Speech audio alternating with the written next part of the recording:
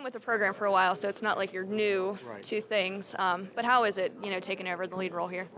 It's been a really smooth transition. Just being around with Frank, Coach Pronish, for so long, I thought what he did was right on par with what a football program should be doing, and I just pretty much picked up where he left off, and it's been a very enjoyable experience thus far. Mm-hmm. And knowing the offense and the defense and everything like that, are you going to try and keep everything the same? We are actually.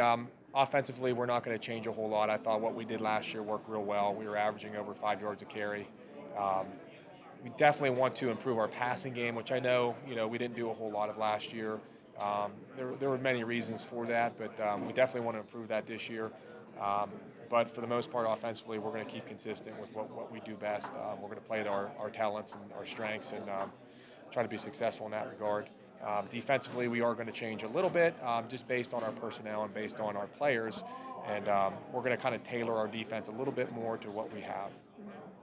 Speaking of those strengths, I mean, you do have a couple big chunks coming back for you, especially we can talk about Mark for a minute. Yeah. You say you want to pass the ball a little bit more, and you have him coming back. So. Yeah, well, really last year with Mark being a sophomore and being so young, we kind of wanted to ease him into the quarterback position because in my last stint at Central Cambria, we had a young quarterback, Will Seymour, and we tried to do too much with him too quick. So our thinking last year was with Mark, let's ease him in, and he really grew and developed. So having him on the field and just being a dual threat with him running, and we just got to bring his passing game along a little bit, which he's been working on really hard this summer, and I think we're going to be definitely a two-dimensional team this year. Mm-hmm. And, there is talk with you bringing all those kids back and having maybe a little bit of a bigger roster. Yeah. You feel like you guys have a little bit of a target on your back this season? I think we definitely have a target on our back. I mean, what did we get on a 6 or 7 game run last year? And our boys really responded, and they came together as a team. I think, without doubt, we have a target on our back, and there's a lot of social media going back and forth, and with some of our coaches going to different places, I think that adds an extra dimension of, smack talk a little bit. So yeah, we definitely we have people gunning for us, and we're gunning for people just like they are. So, but we want to stay hungry and stay aggressive, and that's healthy. As long as it stays healthy and stays that way, we're okay with that. Mm-hmm. And bringing the experience that you bring back, what have you guys been doing in the off season to kind of just keep it on one big roll here?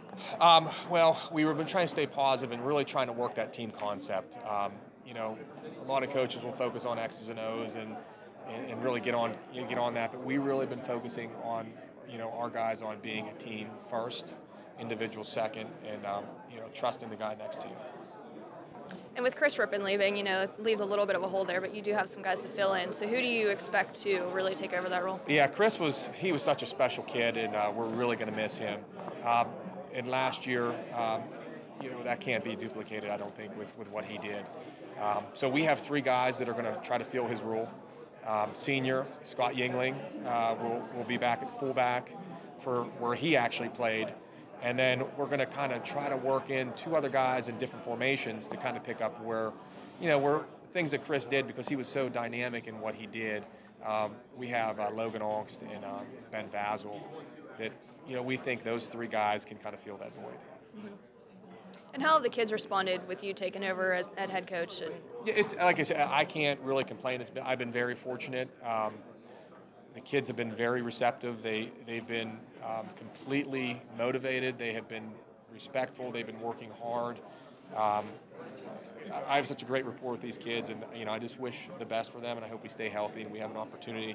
I have an opportunity to take them where they want to go. Mm-hmm. Being in a competitive league, especially in the upper half here, if you guys do what you think you might be able to do this year, how do you think you're going to be able to compete with some of those other teams?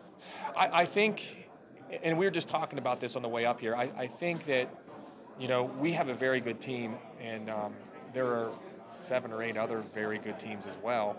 And what it's going to come down to is discipline, control, and perseverance. And that's the things that we've really been trying to stress, because it doesn't matter what we did last year. It doesn't matter what we did the game before we play our opponent. They don't care. So we just have to realize that nothing's going to be given, and there's going to be adversities and there's going to be challenges, and it's how we deal with those adversities and challenges. It's going to determine whether we win or not. And we've been doing some things this summer and this off season to get our guys in situations where there's adversity and try to get them to work through that. And how they react and how they respond is going to be how we win or lose games. All right, Coach. Sounds good.